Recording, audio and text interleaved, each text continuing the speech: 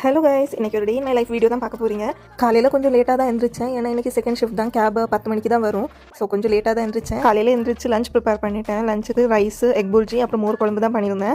பிரேக்ஃபாஸ்ட்டுக்கு over night oats தான், அதுக்கு ஆப்பிளும் கட் பண்ணி வச்சுட்டு ரெடி ஆகிட்டேன். ரெடி ஆகி பிரேக்ஃபாஸ்ட்டும் சாப்பிட்டு லஞ்சும் பேக் பண்ணிட்டேன். அதுக்குள்ளே கேபும் வந்துருச்சு. இன்றைக்கி எனக்கு செகண்ட் ஷிஃப்ட் ஆனதுனால தான் வீட்டிலே பிரேக்ஃபாஸ்ட் சாப்பிட முடிஞ்சது.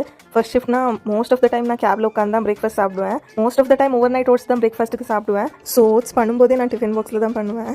ஸோ தட் எடுத்துகிட்டு போக ஈஸியாக இருக்கும்னு சொல்லிட்டு யூஸ்வலி கம்பெனியில் கொடுக்குற மார்னிங் டீ குடிக்கல, ஈவினிங் மட்டும்தான் டீ குடித்தேன். ஈவினிங் நல்லா மழை பெஞ்சிட்டு இருந்துச்சு, கிளைமேட் சூப்பராக இருந்துச்சு. வேலையெல்லாம் சீக்கிரம் முடிஞ்சிருச்சு. இன்றைக்கி நைட் ஒரு 8-8:30 ஆனப்போ கேபும் வந்துருச்சு. ரூம் போகிற வழியில் சிஎன்ஜி ஃபில் பண்ணுறதுக்காக நிறுத்தியிருந்தாங்க. ஸோ நல்லா லேட் ஆயிடுச்சு. ரூம் ரீச் ஆகும்போதே 9:30 9:45 பக்கம் ஆயிடுச்சு. இன்றைக்கி என்னன்னு தெரியல, ஈவினிங்லேருந்தே ஒரு மாதிரி உடம்பு சரியில்லாத மாதிரியே இருந்துச்சு. நைட்டும் வீட்டுக்கு லேட்டாக வந்தேன்னா, ஸோ டின்னர் பண்ணி சாப்பிட்ற அளவுக்கு ஸ்ட்ரென்த் இருக்குல்ல. ஸோ ஏதாச்சும் சாப்பிடணும்னு சொல்லி ஒரு ஆப்பிள் மட்டும் சாப்பிட்டு டே அப்படியே முடிச்சிட்டேன்.